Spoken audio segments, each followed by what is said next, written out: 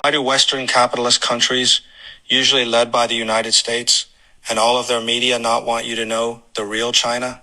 In 2023, the total expenditure of the U.S. government was approximately 6.1 trillion U.S. dollars, while the total expenditure of the Chinese government in the same year was about 4 trillion U.S. dollars.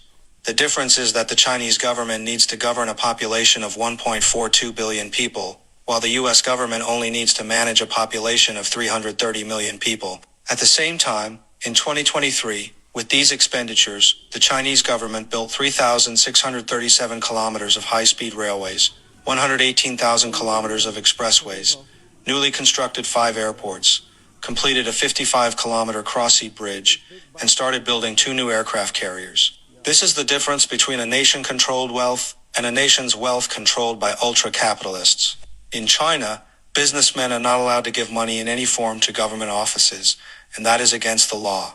Of course, there are always some lawbreakers, but the key point is that in a capitalist system, businesses owned by ultra-capitalists can influence the government through lobbyists to make laws beneficial to themselves. So, in the capitalist system, it may seem as if there is no corruption, but that's only because they have legalized corporate influence.